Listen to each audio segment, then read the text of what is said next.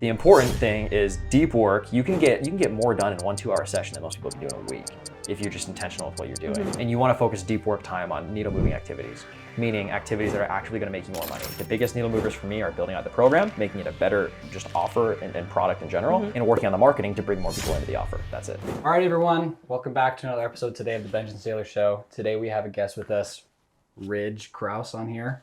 It's Kraus, You got right? you got it pronounced it correctly. Right. Yeah. Okay, awesome. Ridge owns a coaching agency, coaches videographers, and he's been able to scale that. Oh, wait a second. You started a videography company and you scaled it to what, over 40K a month?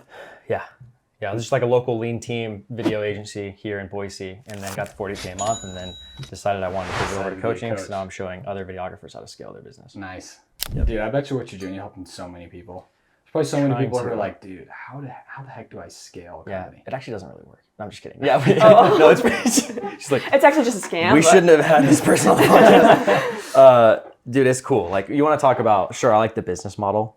That's why I pivoted, because it's just like better margins, remote freedom, all those things. But at the end of the day, it's like the purpose that comes with it, because like video marketing is cool, being able to make videos for businesses, give more leads, make them more money, but being able to show guys that are where I used to be and show them exactly what they're missing and like how to just streamline the process and save years and thousands of dollars, and then watch them grow their business and then provide for their family. It's just a massive trickle effect. So the purpose behind it and like the fulfillment is really why I did it. But that's what I'm doing now in a nutshell. Okay. So maybe give us an example of someone that came to you before, how much they were making and versus now what they're doing. Do you have it? Sure. Before we get into that, why did you guys start this podcast? Like, what's the question? You go. Why did you do it? Because you're putting a lot of time and effort into bringing the cameras, finding the people, distributing it. It was. I'll say this: Sailor is the idea one. She's great at coming up with ideas. It was all Sailor. She was like, "We should start a podcast," and I was like, "Why?" Okay, and then I guess this is. I'll explain it. Then coming from there is we were starting this right. We're starting this new business. We have no idea what we're doing. Okay. But we know that in order for us to be successful, we need to collaborate with other people. We need the knowledge of what other people have, the knowledge that other people have.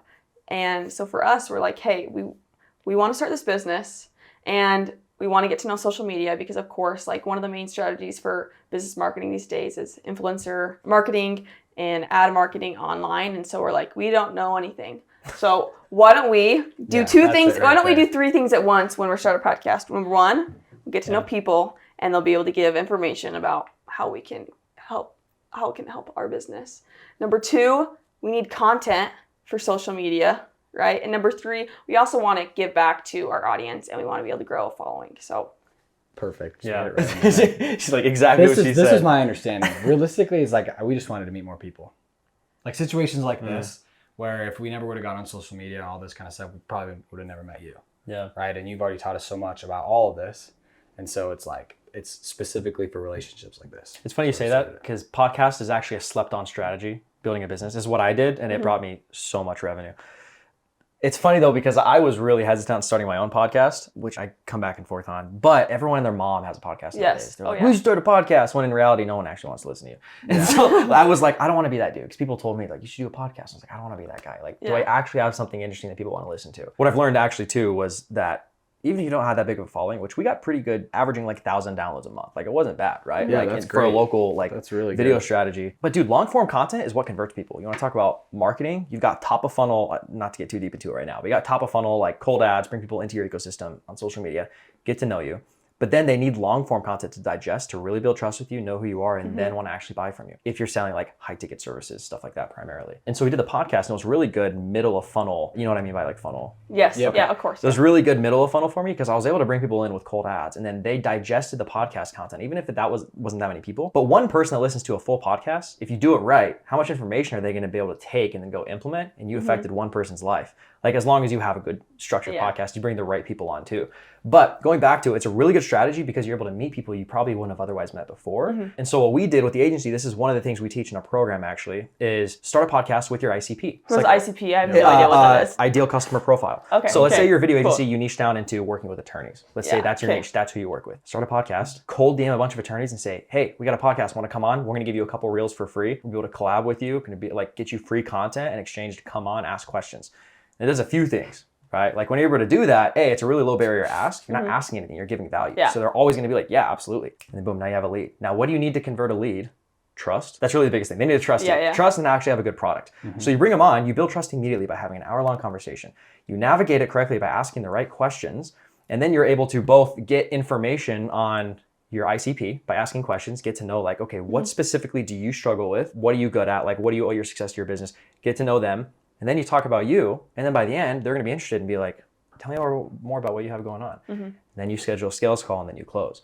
So a podcast can be a really good strategy in a lot of different ways because most of the time when you reach out and you're doing like cold DMs, they're like, hey, I think I can help you do X, Y, Z. Like, you're interested in having a call? And they're like, no, dude, I don't want to buy anything. Like, stop trying to sell me. But if you're like, I want to make some free content for you, bring it on a podcast. I got this many viewers, even if you don't have that many viewers, they don't care.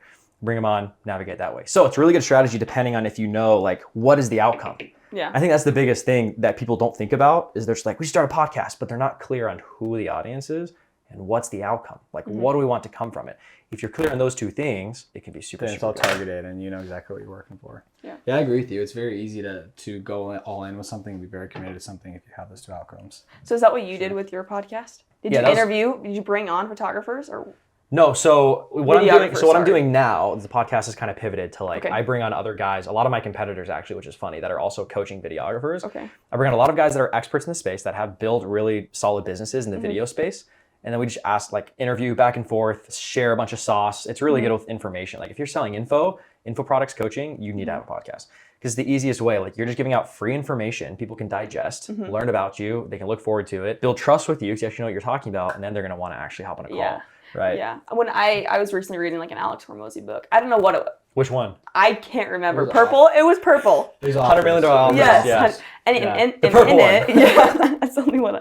I don't remember the title. But in it, he talks about how, you know, when they're giving those like little mini offers, they don't want to share all their secrets. They don't want to give it all. Yeah. And Alex Hormozi is like, dude, give it all. You need to show them that like you are going to overperform in the content or in the quality of the knowledge the quality of the product that you're going to be giving them. You need to overperform in that mini offer and then continue to overperform in that huge offer. But if you like go on there and you're like, I'm not going to like share these little secrets or I'm not going to share this, then at the end of the day, the customer's not going to be as loyal to you if you didn't put in that work. And you didn't show them those things. Yeah, you give away all the information and then you sell the implementation. Yeah. People don't buy the information, they buy the implementation. Yeah, and they apply the accountability too. Dude, I freaking love that. Yeah. That's great. That's totally true. It's like you go online and like, for example, people who are in fitness, right? You can go on Instagram or anywhere and you can find all the workouts you need to do, right? But they don't pay a personal trainer because they need the workouts. They pay him implementation. Yeah, for exactly. accountability. Like I can give all the trainings, the resources, everything. The videos, the information, but guess what? People don't pay for that necessarily. They pay for me to sit down with you once every 2 weeks, have a very structured game plan call, tell you based on where you're currently at in your business exactly what to-do list you need to have and attach the necessary resources to streamline it. And then you take that and then you go implement. Yeah. Right? It's like you're not going to get that's custom tailored to you from watching YouTube videos maybe, but at the end of the day, you pay for the implementation. You pay for that. You pay for the weekly group calls led by everyone else so they can answer your specific questions. So that's the big thing I think people don't realize is like, well, I don't want to give away. It's like, dude, give it away. Especially the more you give away. Especially with info, Yeah, I feel like that I can totally see that for me because in a whole nother realm of things. I used to go to a gym and I just bought a product from some girl online and I used to just go there and do that. But then I switched over to CrossFit because I need some accountability and I need someone to be able to say, hey, like these are the workouts you're going to do and you're going to have to do it no matter what. I'm watching you. Like you can't just skip out on this. You have an hour, go get it done and just see what you can do. And that's why I pay. And I pay like 4 times more going to CrossFit than just getting a regular gym membership and buying the program. Yeah, sure. That makes sense. What was the initial question you asked about me, like well before? I think it was like... Well, I asked you like of an example of a customer that came to you and kind of the outcome. That, like a case one of your successful... So I'll use Colton as an example. I won't give his last name, but he jumped in. He was doing wedding films. Weddings versus corporate. Corporate's a totally different space. Totally different business model. It's not the same as weddings. With weddings, you're selling like emotion. With corporate, you're selling a return on investment, right? Yep. So in like the retainer model, it's all different. So he came in, he was doing weddings. They were doing like over 6 figures a year, doing really well. But you don't have return clients. At least you don't want return clients with weddings. So it's like LTV per client is really, it's like $4,000 done. That's it, right? All that time you spent nurturing them, building trust, closing them in a sales call just to make what, 4, 5, 6 grand, and then you got to go find the next one. That's why with like the video retainer model, it's so beautiful because if you know how to do it correctly, you know how to find the right people, the time you put into actually closing them, make $2 to $5 grand a month, the first month, and then every month thereafter, as long as you know how to nurture properly and have good retention, that's where it's at. So he was like, that's what I want. He came across my ad, booked a call. So he came across my ad, watched a couple of my YouTube videos. He's like, all right, this dude knows what he's doing, apparently. And then he booked a call with me, and then we chatted. He came in. First, I think 1 to 2 months were kind of rocky because, you know, I mean, granted, we don't usually bring on guys that have no experience. Like you already have to have a couple clients ideally, and then we can just kind of fine tune and make a couple pivots in the business model and then show you how to go from there. But when you're jumping into a brand new business model, it's gonna take some time. And I told him that too.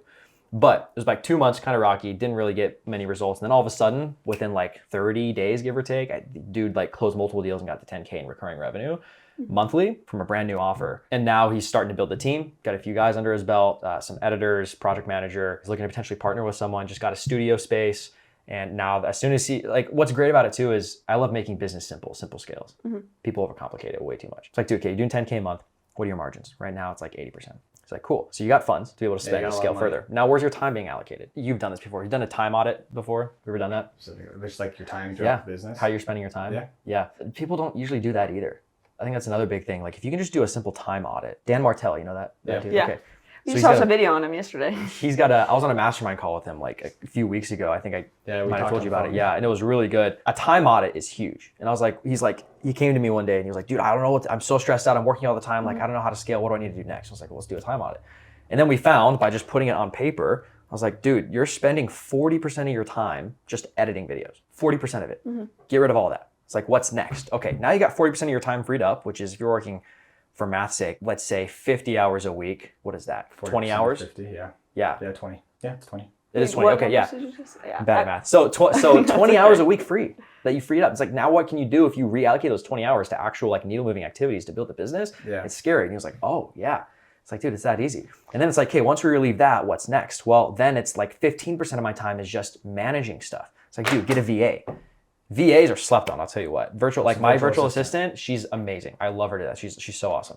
They can do a lot of stuff. So like on a daily basis, I'll just look at what are my tasks that need to get done today. Usually it's a pretty long to-do list. And then figure out what is it I need to do myself versus what can be outsourced. Okay. Things I need to do myself, like hop on a coaching call, I gotta do that. I can't my VA on a coaching call. But if I need to take like a Google Doc that I laid out and turn it into a slide deck for a presentation I have at this retreat in a few weeks, easily. That's like what, 10 to 20 hours to put that thing together. Be like, hey, here's the Google Doc, put together a slide deck. She's like, cool, no direction, comes back, beautifully laid out. It looks perfect and it's like sick. But that's if you get a good VA. There's probably some that are terrible. Yeah, I mean, how like did you anybody. Find her? How did you find her? Onlinejobs.ph, make a post, $7 to $9 an hour, roughly. She's like part-time. But 7 to 9? Yeah, dollars an hour, yeah. She's a rock star though, dude. Where's she from? Philippines. Oh, nice. Yeah. Oh, really? Yeah. Hey, right up your alley. So, But what about the language barrier there? Do you ever find perfect English. Okay. There's no barrier. Yeah, they're most likely. Oh. She was the first interviewer I had. I didn't interview anyone else. First interview, hired her on the spot, which I never do. But it lined up so perfectly because eye contact, really good body language, like responded to all the questions very directly. And she had experience before working for 2 companies. One was a video agency and one was a coaching program. Oh, perfect. So, like, so I was like, you know this space. She knows it really well. Yeah. So I brought her on and she's been rock star ever since. But anyway, VAs slept on. Like they should be one of the first hires. I think anybody, especially if you're an online business, you need to have a VA. Do real estate agents, get a VA. Really? So many people spend so much time on freaking low-level tasks, respectfully, tasks they should not be doing that can easily be outsourced with minimal direction. Put together a basic SOP with some Loon trainings. Here's our beginning of day tasks, middle of day, end of day, and then everything in between. Pass it off, and it's like 1 week of onboarding, and she probably saves me at least 10 hours a week, like at least. And how much does she cost you a week? A week right now, like $200. Really? Yeah. Yeah. So when you do a time audit, then you also figure out what am I making? Like if I'm making 10 grand a month, I'm working 40 hours a week roughly. Then you figure out what your hourly time is worth. And so if your hourly time is worth $100 and you can outsource editing for $15 an hour, go outsource editing. You're making worth it. $85. Right? So now we're just focused on the team. It's like you got the clients, you know how to get clients. Now we got to make sure the team's able to fulfill correctly. Okay. And then there's a bunch of other guys. Ari joined the program not too long ago. He came back and he's working with attorneys. Usually it's a pretty simple roadmap we have of first we identify the offer in the niche. Then we start booking calls and closing, like booking appointments, set appointments, close appointments. SACA, you just start setting and closing. That's like get clients under your belt. Then once you have clients under your belt, then we focus on fulfillment, providing a really good product. Then we focus on the team, right? Because it's like, okay, now once you're around 10K a month, then we slowly start building out the team, editors, virtual assistants, project managers, shooters, you name it. Then once that's pretty dialed, then we start setting up our systems and automations, which you usually start that before. But it's like, how much can we automate? Because you'd be surprised, you can automate most things, especially with like Zapier. You guys use Zap? No, I have no idea what that is. What is it? Because I don't know. So it's a integration. It's a software that integrates with most CRMs, emails, most online softwares. It integrates with them, and then you can just set up. It's a game changer. If you guys aren't using Zapier, you're losing out on a ton of money in your business, and it's like $30 a month. I'll give you an example. So let's say you bring on a client, the onboarding process, right? The onboarding process is arguably the most important part of anything, because the moment somebody buys is the moment they have buyer's remorse. So you want to make sure you have a really good onboarding process to get them really excited, right? It's like they buy, take payment over the phone, don't send invoices via email, like set a discovery call, then execution call, then you close on that call, take payment, sign contract. And then I'll give you an example. So let's say you take payment via Stripe. You can set up a Zapier automation. So whenever you receive a payment via Stripe for X package, it'll fire the trigger, and then the Zapier will fire and go, okay, somebody just purchased this package on Stripe just now. It's going to wait 5 minutes, and then it's going to send an email automatically to the email that just purchased that package. And it's going to be the onboarding email. It's like, thanks for hopping on. Watch this video. Here's what to expect over the next few weeks. Fill out this document, sign this contract, fill out this onboarding form. Zapier. Yep. And then I just tell them, take payment. It's like, cool, you're going to get an onboarding email here in a few minutes. Just go ahead and fill everything out. And then once they fill out the onboarding form that tells us all the information we need to know about their business so we can put together good content, then once it fills that out, it triggers another thing. So once X job form on Google is filled out, then the next step is it automates another email that gets sent out after waiting 10 minutes or so. Sends out another email. It's like, we just got your onboarding form. Thanks for filling it out. Go ahead and use this Calendly link to schedule your scripting call where we'll go over what you filled out. We're going to script your first set of content, and then we're going to, so you know what I mean? Yes, yeah. So like you automate everything in the business. All these other yeah, it's like, what is your process? Which, that's the other thing. If you don't niche down, this is pretty much any business. If you don't niche and everything's made to order and custom for people in like the high ticket service area, it's all custom, you can't scale. Because if everything's custom, you can't automate anything. You can't scale if you can't automate. So that's why you need a 1 to 3 set packages, one niche, one outcome. And then once you start dialing in the process for each new client you bring on, it's like, cool, what's our process A to Z for each client? Cool, put it all in SOP. How much of this can we automate? Then how much of it can we outsource to VA to handle? Then what do we need to do? And then you can get to a point ideally where you're only handling 10, 20% of every single client. So going back to kind of what you were just talking about, how you yourself though, with these onboarding calls, you do have almost a specialized custom package for them. I mean, you're meeting with new customers, I would assume, like almost every day. Do you find yourself trying to figure out, like, how can I scale this business when I have to do the onboarding calls every day? Is that ever a problem? Yeah, for you? so first, full transparency, a lot, like if I were to go back and rebuild the video agency, I would change so many things. I'm learning a lot of this stuff after the fact. Like as I coach, I learn a bunch about what works, what doesn't, and like gathering data. So if I can go back and I did all this stuff, we would scale so much faster. I don't know how we got to the point that we did. I'm kidding, I do. But yeah, if I could go back and redo it again, like I would change so many things. Because I feel like we could have automated so much more. I could have done a much better job with the hiring process. Hindsight's 2020 every time. But what was your initial question? My initial question was for you yourself. You basically, kind of going back to what you were just saying, you customize, these new onboarding calls. You have to go on that call with that new customer and talk to them, right? So do you ever find yourself having a problem with scaling that because you have to be on those calls all the time? So that's when you get to higher level stuff, right? Then you start looking to like hiring C-suite people.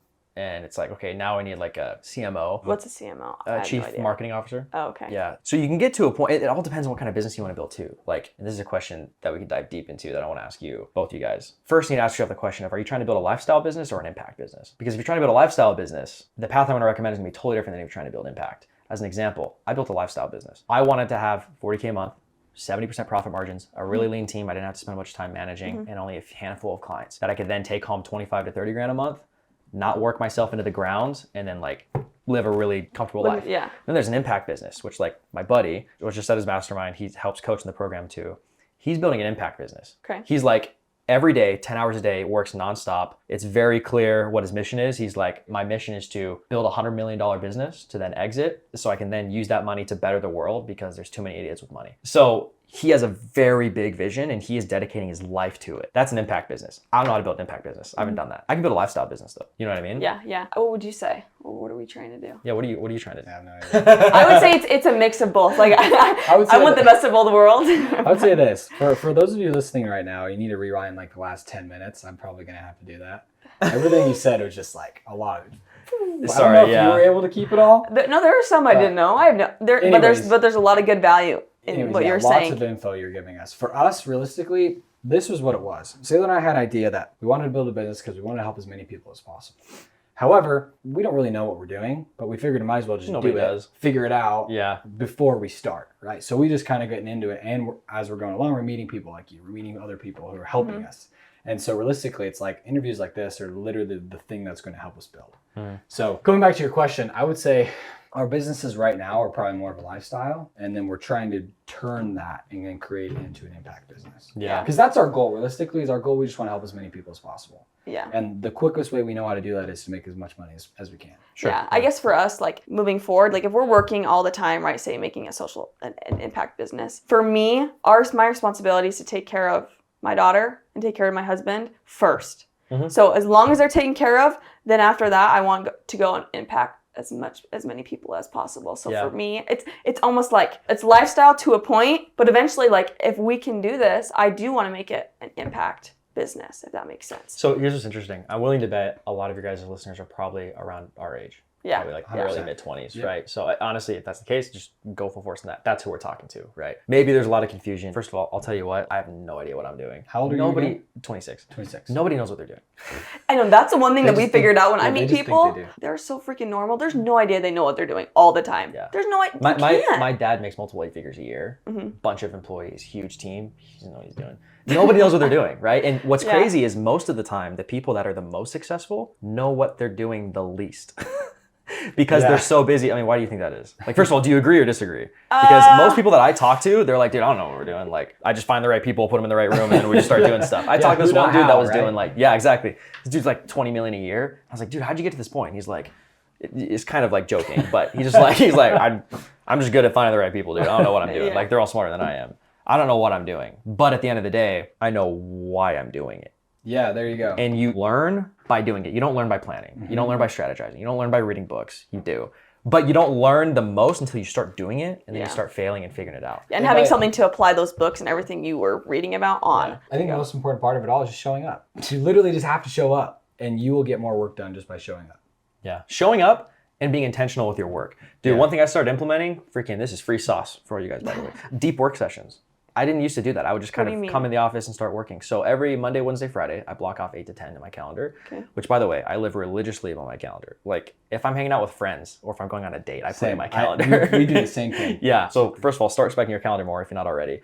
I started respecting it like crazy. Like, if I'm doing something, I put it in there. I slot in, like, going to the gym every morning, gives me notifications when I got to go. So my deep work sessions, 8 to 10, nobody can block in. Nobody can book a call with me. It's blocked out, right? If somebody's like, we got to shoot, but you got to be here at 9. Sorry.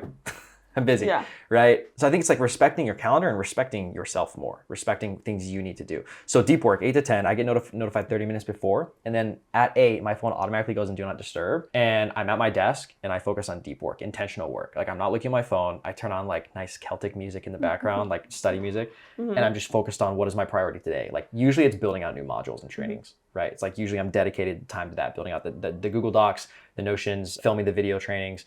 That's usually what I do, and or I'm filming more marketing material. The important thing is deep work. You can get more done in 1 2-hour session than most people can do in a week if you're just intentional with what you're doing. And you want to focus deep work time on needle moving activities, meaning activities that are actually going to make you more money. The biggest needle movers for me are building out the program, making it a better just offer and product in general, and working on the marketing to bring more people into the offer. That's it. Okay. Like, it's all I really spend my time doing. So yeah, deep work sessions are slept on. So I have a Game question for changer. you then. So you do that Monday, Wednesday, Friday, 2 hours. How did you decide that you needed to do it only 3 days a week and you needed to do it for 2 hours a week? I could do it more, but I'm also big on, like, if you want to build habits, don't go out guns blazing. Like, if you want to actually build habits, and this is what I used to do a lot of in the past, I think a lot of people do the same thing. They're like, I want to get in shape. I want to lose 10 pounds. And then they go from not going to the gym ever, not eating clean food at all. And then the next day, they tell themselves, I'm going to start going to the gym every single day. I'm going to get crazy hard workouts in, push myself to the max, and I'm going to be on a strict diet, not going to take any sugar. They just go extreme. And it doesn't last more than a couple days because it's way too much. So instead, what you should do is, if you haven't gone to the gym at all,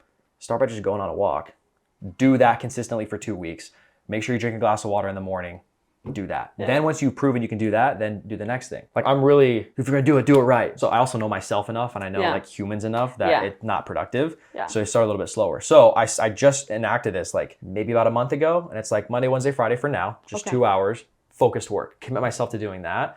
And then once it's a habit and I just start doing it, then we'll add more to it. But another reason is Tuesdays and Thursdays are my coaching call days. Okay. So those are slotted off for those. And so like all day long, I'm just on calls. So usually it's like Tuesday, Thursdays, coaching call days, Monday, Wednesday, Friday are like building out the program, marketing, stuff like that. Yeah. So you mentioned working out. How do you fit working out in your schedule? Make time for it. You just make time. When do you do it? It's different. I try to go in the morning at like 6:45. If I don't go though, then I have to go in the evening. But yeah, it's a non-negotiable. So that's the other thing too, is like set and figure out your daily non-negotiables. We have this in our program. We even have a module on how to figure out and determine your non-negotiables. And it's really easy. Figure out what your 90-day goal is. You talk about goals all the time. What's your 90-day goal? And then work backwards. For example, if you're like an agency owner selling high ticket and you want to get to 10K a month recurring revenue from zero, and your average price point per package is $2,500 a month.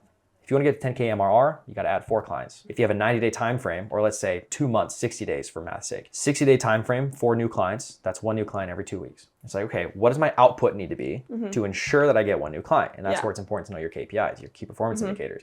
Get good at running ads so you know your customer acquisition cost. And or if you don't have funds to spend on ads, get really good at outbound. Have really good outbound messages, send X amount a day. So we have like this whole module breaking down all the numbers. So it's like, okay, if you have to send, let's say you send 100 messages, 30 people respond to you. Of those 30, 10 book a call.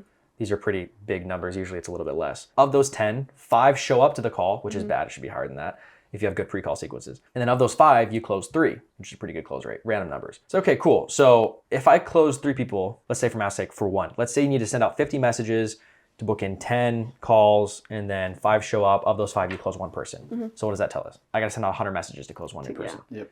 So then it's like, if I want to add 4 new clients, how many messages do I have to send? 400. 400. And then you do the math, 60 days, how many do I have to send every single day? Yeah, it's like, cool. So then we tell everyone, it's like, dude, make scaling stupid simple. Stop overthinking your offer. Stop overthinking what kind of ads do I need to run? Stop overthinking like, what do I need to put this word here or punctuate it here? Or like, do I do this? Like, dude, work backwards. 5 a day you need to send out. Okay. Make that a daily non-negotiable. You can't go to bed until you send 5 messages that day. And then you will guarantee you hit your results. And then along the path, if like KPIs aren't lining up, maybe you send out 100 DMs, but you don't close a person, then you just look at your bottlenecks. It's like, well, I sent 100. I'm supposed to have 30 people respond, but I only had 10 respond. So, okay, cool. Then the problem is probably my initial outreach message. Maybe it's not good enough, it's not intriguing. And then you just fix that. Yeah. And then you get that KPI up, then you go to the next one. Okay. So what do you do with, I mean, you're meeting with your clients and say for instance, right, you set these non-negotiables and they know those non-negotiables and you come back and they're like, I'm not doing that. Yeah, that's a good question. That's something we're trying to get really good at. Because I feel like if you're going to be a really good coach, you can't just say, here's your to-do list. Don't come back, you haven't done it. And then they show up and like, I didn't do it. And then it'd be like, well, why not? Like, I think it's really important to realize that everyone's human. I'm also going to hold you accountable though, right? Like you spent thousands of dollars in this program. I'm going to hold up my end of the bargain and make sure you get results, right? But you can only lead a horse to water, right? And sometimes you can't even lead the horse to water in the first place. But it's like, listen, you made the commitment with your money, but that's not the secret sauce. That's just getting your foot in the door. The secret sauce is actually taking the action and committing. So I think what's really important is if people aren't implementing, okay, well, why do you think that is, man? But like genuinely asking. It's like, did you get done what you needed to get done? No. Okay, well, why do you think that is? Yeah. Well, I'm just super busy. Okay, walk me through your day. How are you spending your days? Well, I don't know. Well, think about it. So I write it down. Yeah. Hours. Break down your day for me. Okay. And then usually it's as simple as just diagnosing, okay, dude, why are you spending your time on this? Because I feel like I should. Why? Did we talk about you doing that and you didn't know? Then why are you doing it? Yeah. Ignore it, right? It's just busy work. It's stuff that's not going to actively move the needle. Right now, the focus is getting 4 new clients, right? So we got to make sure we actually hit this goal to make sure you get there. So I think it's really important to understand and get really clear on why they're not doing it. Okay. Now, at the end of the day, there's some people that just won't put in the work. Yeah. So as a coach, when do you know that you need to stop coaching someone because of their behaviors? Like, have you ever like... I haven't reached that yet, which is good because we got like 45 people in the program. There's been a couple, I think, that have like shown frustration. One person asked for a refund and I was like, yeah, sure, dude. Like we can chat about that, but you got to hop on a call with me first. And he was like, I don't want to hop on another call. Like I just want a refund. And I was like, I'm not gonna do that, dude. That's totally Benj. Like sometimes Benj is like, just give me back my money. Why do they want to freaking meet with me again? Yeah, and because they know he's gonna try to sell me again. Yeah. And it's like, listen, dude. And he was just like, I don't want to do it. He didn't respond. So I just sent another message and I was like, listen, man, there's a couple options. Either one, I can remove you from the program, which I don't want to do, but I can only help you if you want help. And then you got to remind them of why they joined in the first place. So it's like, I want to remind you, like when you first joined, this was the outcome you said you wanted. This is the pain point you have. Here's your bottleneck. This is what you need help with. Yeah. Has that changed? Most of the time, no. No. It's like, okay, cool. Well, listen, I held up my end of the bargain. I gave you everything I could. I showed up to the calls. I gave you all the resources.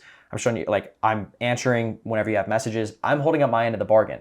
At a minimum, I'm going to expect that you do the same. Because if you're going to pay this much money, I'm going to hold you accountable. I'm not going to let you just throw on the white flag and be like, give it back. Because then you're screwing yourself. And I'm not going to let that happen to you. Yeah. Right? So you just got to re-put it back and like, dude, like we're in this together. I need to be the person you run to with your problems, not away from. If you want to actually get the result. Let's work together right? on this. So I'm willing to hear you out. And if you want it, then I'll give you a refund. But we got to hop on a call first. Fair? And he was like, yeah, okay, sure. Hop on a call. Talked about everything. 9 times out of 10, this is one big thing I've learned, like in business. There's 2 sides to every single story. And at the end of the day, I could talk a bunch of shit in the background, be like, oh, this person's doing this. It's like you have no idea what's going on behind the scenes, which is why you need to hop on a call. And then you ask questions. I'm still learning, but I feel like the best coaches are the ones that speak the least and ask the most questions. The best leaders are the ones that don't talk and ask questions instead. Yeah, I agree. Right? So we both served a mission for the Church of Jesus Christ Latter-day Saints. And there's Where'd you go? specific. I went to Arizona.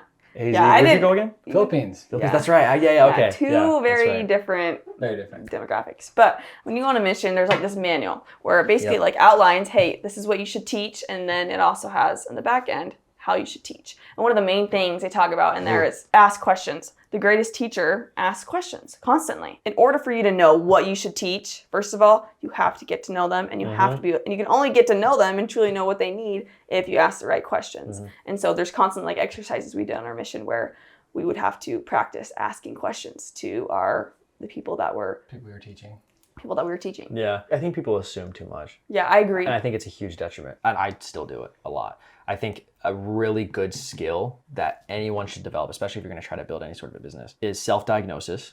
Get really good at identifying problems yourself. Because at the end of the day, building a business is just that. It's just fixing problems. That's all it is. You're just solving problems all day long. Putting out fires. And that's one thing we're trying to teach right now too, is like installing the idea of self-diagnosis. So people come to me all the time with questions. Like they'll Slack me and they'll be like, hey dude, like what would you do here? And my response is, what do you think you should do? You're like that one therapist Yeah. that everyone hates because they're like, they just ask me questions. It's like, dude, They're they're not good good ones. ones. Yeah. Good questions. Like, have too. you Yeah. ever watched, what is it called with Lindsay Lohan and Freaky Friday? Have you watched Freaky A Friday? long time ago, yeah. Okay, anyway, so they switch spots, right? And her mom's a therapist, so she has to go pretend like she's his therapist. And all she does the whole entire time is just like ask, so how does that make you feel? And people just go off. Like, she's great. And they love her as their therapist that day. And it's just, anyway. Yeah, It's just, self-diagnosis, right? Yeah. Critical thinking. People don't know how to do that nowadays. And then never assume anything. I just came up with those 3. They're not like my 3 pillars. They're just 3 things that came to mind right now. It's like never assume anything. That's one thing that we learned about too in the mastermind. I wrote it in my journal. I don't have it with me, but I took a photo actually. I want to bring it up. It was like the 5 or 6 business principles of like $1 million entrepreneur. Here it is. $100 million business principles. 1, play full out. Give it everything. Like Hermosi made a post about this the other day, which really resonated with me. It's like leave everything on the field. He's like, dude, if I don't come home at night exhausted and mentally whipped, I failed the day, which is extreme. That's a little extreme, but leave everything on the field. 2, respect different perspectives. Now, I think that comes with a caveat. Respect different qualified perspectives, right? Like if you're going to take information from people, and a bunch of different people, you're going to get overwhelmed with different things. Respect different perspectives, but make sure they're qualified perspectives, right? Yeah. 3, truly listening. It was interesting that they put that down there, truly listening. Actually, dude, I suck at this. I feel like a hypocrite saying it. I'm trying to work on it. Yeah. But whenever there's a problem, the quicker you can be to immediately come to the problem and say, okay, help me understand. But genuinely ask, like, help me understand where you're coming from on that. And then they tell you their perspective. And then you do your best to put yourself into their shoes and go, okay, I can see how you'd feel that way. Now let me tell you mine. yes. Right? Yeah. that's huge, and it's much easier said than done. That is not easy to do. Yeah, for sure. And that's another thing that they talk about in the manual is one of the things they taught us is when you are talking to someone, are you actually, like if they have a question, you need to first state that, hey, I think your question is this. Is it right? Yeah. Okay. Make sure All you're right. hearing them. Then I'm going to answer your question and then go off of that. But unless like acknowledge their concern. you have to acknowledge their concern first. And then they'll be so much more interested to listen to what you have to say. Yeah, because they feel like you're truly listening. Or they'll be more excited to tell you exactly what their problem is. Yep. That's another sales tactic too, or just conversation. Yeah. Like that's just in general, not even sales. Yeah. People just want to feel heard and understood. Like every human being at their core, we want to just feel heard. So if you can take that, apply it to sales and business, apply it to interpersonal relationships, like everything. As I'm saying it out loud, that's probably one of the biggest things I think I need to work on is doing that. Because I think I'm decent at it, but I'm also, what's that? Listening, right? Is that what you're talking about? Yeah, listening. Yep. Listening. Over asking questions, would you say? Yeah, like So- I so assume you a ask decent questions. amount, I think. Oh, Yeah. Okay. Yeah, especially because, well, asking questions and then controlling emotions. Those are probably the hardest things that I struggle with. Yeah. And also not dealing with problems immediately and instead giving it time. Like whenever there's a problem, whether in a relationship, Dude, it's literally. or Whenever Sailor and I get in an argument, I just want to fix it. I'm like, what's going on? Like, how do we solve it? Yeah. She just is like, I need some time. Yeah, and then I'm like, why? No, Solve like, it right now. I'm not giving you time. Yeah. I know. And then, yeah, dude, I do that all the time. I think most men do it, or try to do it at least. It's Yeah, like well- solve the problem. And then women are in my opinion, a lot more emotionally intelligent than men, generally speaking. Oh, I totally agree with you. Yeah, like 100%. Dude, we suck. and so they're like, no, give me time, process, think. Then we come back and have a productive conversation when emotions have subsided. It's so much better. Another thing too that is really important in business and in life is communication is huge. Communication, asking good questions and listening. I'm great at asking questions. I ask questions all the time, but I'm not so good at listening. And so I'll ask a good question, they'll say something really good, and I'll be like, I'm sorry, I didn't listen to anything. Yeah. Like, that's probably my biggest downfall. But like when I was in sales, that's what I was really, really good at. Was I'd walk into someone's home and I would get them to love me. Like love me, inviting me over for dinner, giving me stuff. Like I had this lady one time, she spent like maybe $40,000 with me. And she sent me packages of, I'm a fidgeter. I have like tons of fidget toys.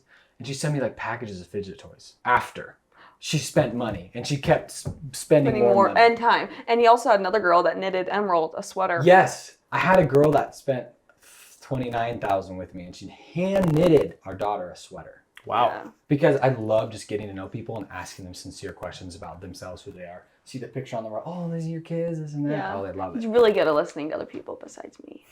Just kidding. I'm kidding. I just had to say that. Back to what you were saying. Yes, Yeah. you're right. And that's why like Makes so much more sense. self-diagnosis is so, like when I say these things, like I actually can think about this stuff. Like seriously, because I feel like this is part of why I am not a big fan of everyone like thinking they have a podcast, because you shouldn't be qualified to talk in the first place. But the really good podcasts are the ones that like peel back 7, 8, and then 9 layers of the onion, when most people only conceptualize and talk about 2, right? So it's like if we can do that, that's huge. Think about second, third, fourth order effects. So I think there's also a difference between like asking questions and questioning. What's the difference? I think I'm good at being introspective and like critical thinking, but I'm really big at asking questions. However, there's a difference between asking a question and saying, what do you mean by that? And then questioning and saying, what do you mean by that? I do that. Like interrogating almost. That can be the interrogator for I see sure. what you're saying. And like, I'm when so I- bad at it, bro. And it's crazy because like, and this goes into another idea of like, whether it's a business conversation or relationship or interpersonal, you name it. This also alludes to the emotional intelligence factor of like how much further I have to go. Because when you're in these moments and emotions are high, that's where you're really tested. That's where it becomes difficult. Yeah. Because then emotions start to cloud the rationale and the Yes. objective judgment. So what's questioning versus asking questions can prevent a branching of an unproductive conversation. Oh, 100%. Yeah. There are times when I know, like I ask him a question. This is the difference between Still talking question. about it. Questioning. Well, it just applies so well. I just have to a good parallel. share it. It all deals with your intentions, whether you're asking questions to actually ask a question, or you're asking a question because you know the answer and you know what they're going to say is something different. You assume the answer. Yeah. Or you assume the answer, right? Yeah. And it's all about what your intentions are if they're... Exactly. It boils, like, how do you separate the two? Well, one is genuinely seeking to understand before being understood. The other is assuming what they're going to say or what they're saying. And I think if you can, even if you like know what they're going to say, the ability to still come at it from a perspective of seeking to understand before being understood, I think is a game changer. Like, I think that could literally change the course of a person's success, health of relationships in business and personally. So when I was at this mastermind, towards the end of it, I did a lot of like journaling and writing down like self-diagnosis, identifying things that I need to improve on in like order of priority. And that's definitely one of them, is because it's one thing to say communication is everything. It's another to actually diagnose what specific parts of communication people suck at. And then being real with yourself and saying, I suck at this. I need to get better. Because if you can't do the first part, which is realize what you're not good at, you're kind of hopeless, right? It's helpless. So yeah, I don't know how I got on that tangent, but I like talking about this stuff because it's really interesting to listen. Yeah, no, it is. You know what I mean? Asking questions is great. I have a really cool story. I went to 10X Growth Con. Did I tell you about that? And Oh yeah, a buddy this is of funny. mine, This it's is hilarious. A buddy of mine are riding in this Uber. We're going to just get some food. And this chick gets in and she's like, oh yeah, I was listening to 10X Growth Con, like in the car. And she's like, something I've noticed is I'm just really, really bad at listening. I'm just really, really bad at asking questions. And so I've really been working on asking questions. And the whole ride, dude, I kid you not, the whole ride was just like her talking about herself. and me just asking her questions. And then your buddy just laughing. Like just laughing the whole ride. I tried not to laugh so hard multiple times because she'd be like, "Oh, I feel like I'm really getting better at just asking questions." Like, so what makes you feel like you're getting better at that? Another 5 minutes. What makes you think you're getting better at that? Yeah, another That's 5 funny. minutes. She goes, and anyway, she was a good girl. And as we were getting out of the car, she was like, "Hey, thank you so much for the conversation." And in situations like that, I know that I helped her because not a lot of people are willing to actually ask questions to someone who just talks about themselves all the time, right? Yeah, it's hard to do that over and over and over again because I did that because I just genuinely wanted to help her. Because I know right now, I bet you she's pointed back to our conversation is like, that dude literally asked me questions all about me, and I literally was telling her about how good I want to get questions. Maybe not. Maybe you could have hurt her. You'd be surprised how like I could have hurt her. Yeah, by just not letting her sit in silence and let her ask questions. She was talking, dude. People like that. That's where uncomfortable silence is necessary. Yeah, it's like somebody's talking, and then you just like. Yeah, but that's like the hardest thing, especially for me. Is. Like I can think of questions. I can talk to someone if I really want to, but just sit there and like. They're gonna do one of two things. They're gonna either keep talking. Yeah. Or they're gonna sit and think. So what do you think? You know what I mean? Yeah, turn it over to you. My old boss was really, really good at that kind of stuff. He's really good at just being silent. Like he would bring employees into his office and just sit down and just look at them. Yeah, that's freaking tough. How do you do that? And do you know what they would do? They'd be like, "Okay, I'm sorry." And they just tell him some random thing. And he's like, I never knew. "Oh, I didn't even know about that." Yeah. That's and hilarious. they'd be like, "Yeah, I screwed up the warehouse. I dropped this. I broke it." And he'd be like, "Yeah, you shouldn't have done that." Like knowing all along. Really, really good. Really good. That's crazy. It's very, I would say, strong way of just showing power, but it was good. It was good. It's hard to do though. Yeah. It is. What aspect of your personality or habits have you had to change or improve the most to be successful in what you're doing now? Okay, so sometimes when there's something that I am nervous about, I tend to put that on the back burner. Like it's like I have 10 things to do for the day. It's the most important, but because I'm like a little unsure about it or I'm not quite sure if it's the right thing to do and I don't want to think about it, I put it on the back burner. And it becomes like the last thing where it's like 2 weeks later, Benj is like, "Hey, you're supposed to call that girl." And I'm like, "I haven't done it because I'm nervous. I don't know if she's going to say or I don't know if she's going to accept it or not." And that's a really bad habit of mine because usually it's the things that need to get done the most that I just throw away because I don't want to deal with it. Yeah. How'd you fix it? For me, it's recognizing that I'm doing that. That's always the first step. And then if I really do need help, I'll go and tell Benj about it and he'll comfort me, tell me that it's going to be okay. Yeah. But I also am trying to not do that because I don't want to give him the control to make me feel better, if that makes sense. Yeah. So I know that I have to fix it. But it's first of all just recognizing that that's what I'm doing. And also another thing that helps is thinking of the worst thing that can happen and being okay with it. Yeah, dude, that's something I struggle with too. What's interesting is as a coach, like the idea of the student, like your clients and students that are buying into you and the program that you're teaching, the idea is that they should be coming to you with problems so you can help solve it with them. Yeah. But me, I have a coach too. I spend a lot of money on coaching for myself, as you should. If you have a coaching program, practice what you preach. But one thing I struggle with is like, from a business side, all day long, I'll go to my mentors, ask questions, like get feedback. But personally, personal problems, whether it be emotional, whether it be like it's just in my head about things, you name it. It could, and at the end of the day too, like I do believe that all business problems are personal problems. But I have a hard time going to people and asking for help, which is interesting because I spend money on coaching, but there's also another side of me that I like don't want people to see. Yes, I You agree. know? Like those people are asking you for help, and you're glad that they're open about asking for help, but you feel ashamed when supposed to you're be- asking for help. Yeah. I'm supposed to be here. I'm not supposed to be the one that. So, not going to go to people, and I don't want to say under me. That's not what I'm saying. But I don't want to go to the guys that are looking to me.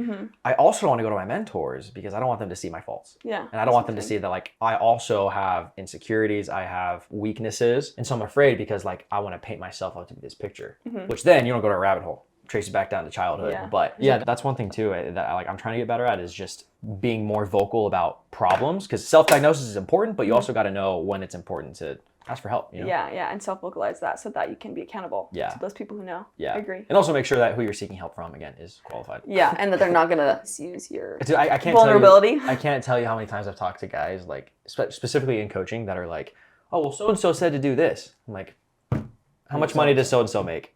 Like, they're doing like 10K a month. It's like, okay, like respectfully, are they where you want to be?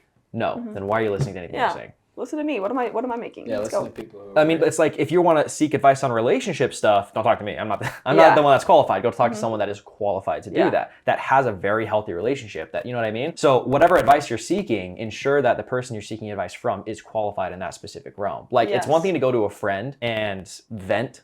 Talk about things, and then it's another to like seek advice from a friend, and it's like, dude, take it with a grain of salt. Be very careful to take advice from. That's a big thing that I've learned too, is like taking advice from the wrong people can cost you a lot of time and money. Only take advice from people who are living what kind of life you want to live. Yeah, and I get a lot of people are like, you can learn from everybody. Sure, you can. To an extent, you that. can. Yeah, but you don't have to apply what they tell you. Yeah. There's a lot of nuances as well within it, but I mean, like I'm not. It's like I'm gonna be like, oh, you don't pay more money than me. F you. I'm not gonna listen to you. Like, that's not what I'm saying. But you are worth nothing. But if you're like, if you have a question, you're struggling, and you're like, first identify the problem. Like, let's say like I have a lead flow problem. Go to somebody that knows how to generate a lot of leads at a very low cost and has a really low customer acquisition cost, right? Somebody that knows how to run ads and get leads and has a lot more experience than you do. Or it's like, dude, I want to know how to build enterprise value and have a profitable exit in 5 years. Only talk to somebody that that has done that before. Has sold a business before. You know what I mean? So I agree 100%. Yeah, and that's why it's important to have multiple mentors that have like different strengths, because then you know who to go to. Like for that specific problem. I agree. Dude, that's huge. Having the right Rolodex of mentors is huge, game changer. How many mentors do you think would you say you probably have? Mentors that I could like trust with everything, I'd probably say like 3. One's my dad, one is my coach that I pay, and I know what I'm going to him with. And then another one is the other guy that like coaches in my program. They have, like when it comes to like just life, business, high level stuff, I could go to my dad. He's got a lot of years experience on me. When it comes to more relatable online business, product, make money, then like in like marketing, advertising, I go to this other guy. And then scaling my own coaching offer, I go to my coach. You know what I mean? That makes sense. But personally, I just brought on a guy that is helping me out from leadership. It's like he's like a leadership coach, but it goes really deep, which is interesting. He's like a leadership coach, but it's almost like a really intense therapy session. Which boils back down to the idea of like, dude, business problems are literally just personal problems manifesting in the business. Yeah, I agree. Right? It's like every business problem is just a personal problem. Yeah. So that was cool too. But yeah, I think figuring out where you're lacking in life, and then just go find someone that's doing a really good job at it already, and then build that relationship. So you can that's something you broke down for me really easy. It's just like, if there's already people who have achieved what you want to achieve, just go pay them to teach you. Yeah. It's so simple. I've had a lot of sales calls with guys too. Don't forget what you're gonna say. I've had a lot of sales calls. I was just on one like last week, and he was like, I'm 90% of the way in. I want to do this. I was like, what's the other 10%? And he was like, I just really want to do it myself. What do you think about that? Like if somebody was like, you have the solution to my problem, but I really think I can do it myself. I want to do it myself. So I think I'm gonna do that instead of doing this. What would you say to that? I would say like, why do you want to do it by yourself? I would say why, and they'd be like, oh, okay, because I want the experience of it. Well, you can still get the experience of it. I have a book. Would you rather read a book or not have a book? It's like, it's kind of like the equivalent of like, I don't need to read a book. I'll figure it out myself. Exactly. It's like, okay. Like there's this book. It's like, okay, I need to figure out how to ask better questions. This book titled How to Ask Better Questions. Nah, I don't need that. It boils down to pride. I think it boils down to pride too. I don't think it has anything to do with price. I don't think price is anything. I think it's all pride. Because then when they say that, they also want to be able to tell stories about them learning about those different situations. I came from nothing. I built it myself. Whereas, no help. They have no idea that if they just hired someone to do it, they would get way higher faster. And then to go to the next one. They can brag about that point too. Yep. And then they go to the next one. Then they talk about stories of how I just used other people to help me build. Yeah. You know, it's if you're just trying to build something because you want the glory, you're not going to actually make a lot of money doing it. You won't, because your purpose is for the glory. Purpose is you want to shine. And that's not the point of it. The point of it is to solve a problem. Solve someone else's problem and help them do it. I believe behind that strongly. You have to have a greater purpose. I don't know, if your dad's rich and you take over his business and like you do nothing, and there's a CEO who does everything and it's fine with you doing nothing. I think that's a lot of I different instances. Yeah, I mean, obviously that can happen, fund, but like at the end of the day, when you stand in front of God, you know, what is he going to say? Now we're getting deep. You were like, what is he going to say about your life? You know, there it is. Like the most important part of your life is, and GrowthCon, I learned about this. Arnold Schwarzenegger said this. He's like, the worst thing that can happen in your life is not dying. It's not living up to your potential. You're going to die. Everyone's going to die. But if you don't live up to your potential, that's the worst thing that can happen. You know Ed Milet? Yeah. Okay. There's a podcast clip he did. It like is engraved in my brain. Hopefully I don't butcher this. But I think he was asked something along the lines of, what's your purpose? And like, what's your ultimate goal? And he was like, when it comes close for me to die, I always have this vision that I'm going to meet another version of myself in a different universe that is the fully realized version of what I could have been if I maximized everything I could have in my life. And I envision me getting to the end of my life on my deathbed. He walks in. Is he going to recognize me, or is he going to say, I have no idea who you are? Yeah. And I was like, dude. And then you want to go even deeper than that. Like that's something that not actually will happen, but you get the principle. Yeah.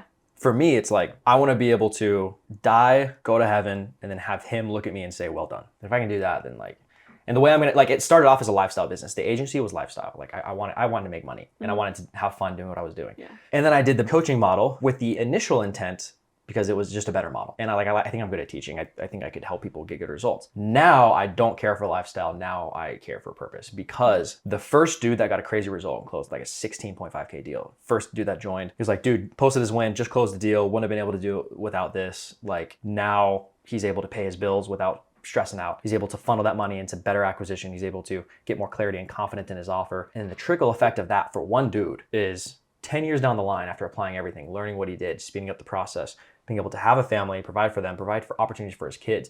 Like the trickle effect is so massive for just one person. And seeing that, like first time I saw it, like I cried, like tears welled up. I started crying and I looked at it and I was like, I had no idea I could feel this way. I didn't know what purpose was until that happened. And I was like, I remember sitting down and just pulling back and I was like, I think we're onto something here. And I never felt that way. Kind of parallel it to like your first love or like your first relationship. And then you get into a real relationship and then you really love somebody and you're like, I had no idea what love even meant. Yeah.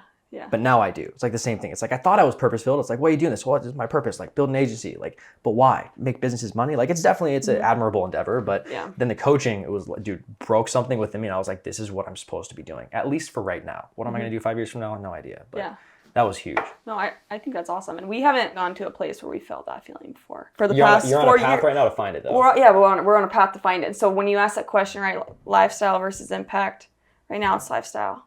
But if we do experience even a portion of what you say you did, it'll probably eventually go to impact. Here's what's interesting though. A lot of people will be like, I don't really know what my purpose is.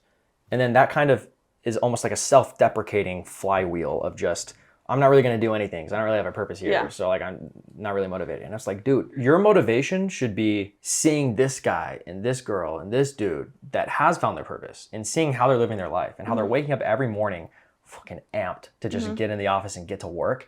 They're making money. They're living a very fulfilling life. And then most people that are in like the self-deprecating state of like, I don't really have a purpose. You can take it to the extreme, right? Like you guys aren't in that stage, but they're in that state. They see these people and there's one of two things that'll happen. You either look at those people and go, oh, F them. Like they got money. Like F those guys, like just rich, like whatever. Then there's the other person that's like, I can't wait to have what they have. Yeah. So it's like you either have purpose to have the excitement and the drive and the motivation to build, or you have the hunger, the motivation, and the drive to find that purpose. You know what I mean? Yeah. It's like either way, it's all just how you look at it. Yeah, it's like how you perceive it. Because before, I was like, I don't know if this is what I should be doing, but I know if I keep doing, I will find it. You'll find your purpose. No, I love that. Yeah. I think for all of our audience listening, that right there, what you just said was really, really important. Because I think a lot of people don't know what they're doing. And so when they don't know what they're doing, they don't feel like they have a purpose either. Like, I'm going to college and I don't know what I'm doing. So I'm going to college because my parents told me to. Yeah. F your parents. Just kidding. I'm not saying that. Not literally. I'm kidding. I'm totally kidding. Don't do that. Sorry, sometimes jokes are a little too much. I apologize. I'll tell you what, like if you want to build a personal brand, that's a different topic, but we'll talk about it. We need it. Dude, building a personal brand, very difficult to do. But I believe is the most valuable asset anyone can have. More than real estate, more than any like it's the most valuable asset you have because then you have authority. People trust you. Yeah. You literally have so many people that are hot and ready to buy from you. Yeah, I know. I totally agree. I totally agree with that. Like they see you qualify yourself without even you having to actually talk to a person. I don't even actually having to get to know them either, asking questions about them. Yeah, but they're like, they'll hop on coffee, be like, I feel like I already know you. Yeah. Is that weird? Is that a weird feeling when people say that to you? It was at first. Now that like I hop on sales calls every time, they're just like, dude, I love your content, I love what you stand for, this and that. And it's like, I don't know who you are. It's kind of weird, but it's cool. Like it's how you know you do something right. Yeah. I'll tell you right now though, like I'm learning, it's one thing to see and study, it's another to do. Oh, for sure. When I started doing and building a brand myself, instead of just working with other clients and helping them build theirs, I learned so much. Like I'm still learning so much about what works and what doesn't. At the end of the day, you need to just don't give a fuck about what people think of you. Yeah. And you need to actually be yourself. Yeah. Like don't put on a front, don't have any sort of a presence, like just be you, dude. Like if you make weird jokes, if you cuss, do that. Be who you are. Don't change yourself for content. Yeah, and I agree. And that's one of the reasons why I've actually like really loved and I encourage other people to start their own social media brand because it has made me be more authentic in everything that I do, which is weird. Like it's helped me to overcome not caring about what other people think. And I thought the opposite. I thought when I would start the social media brand, I would care about a lot what other people think. And now I'm like starting to just not care because I posted so much. I'm like, whatever. Yeah. Like I don't care about what they say. I don't care if they talk crap about me. Like, when you whatever. start running ads though, and you start being really consistent, actually building a following, and you start getting a lot of haters, a lot of people talking down, like that messes with you at the beginning. At the beginning, it messes with you. It messed with me a lot. I started questioning, like some dude that had no idea who I was saw one ad and made a comment about like, this is a scam. You should like something horrible, like kill yourself, something like that. I don't remember what it was. It was a horrible comment. First real hate comment I got when I started going hard at building the brand. When I saw that, I questioned everything about what I was doing. I questioned my offer. I was like, is this what it was intense. It was so much more than what it should have been. But now I'm at a point where somebody's like, you should quit what you're, somebody was like, don't trust this dude, he's a scam artist. And then I replied to the comment, and I was like, dang bro, you caught me. Should probably just quit. I said that, and then he responded, he was like, he commented back, he said, you should. And then I responded back, I was like, yeah, that's what I said. That's awesome. Dude, if you, the best way to deal with haters, if you're doing it, first of all, that's how you know you're doing it right. Yeah. If you don't have haters, you're not. The best way to deal with them is just agree with them. Yeah. And it's so hard, that's what happened on his YouTube. I had this guy comment on one of my YouTube videos, and he was like, don't know you, don't like you, disliked. Yeah. That's what he said.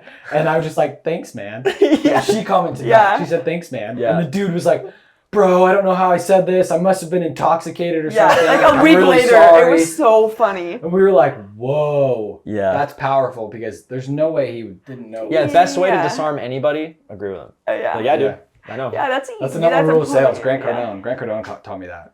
Agree with the customer every single time. Your company sucks. You do this and that. You know what? I agree with you.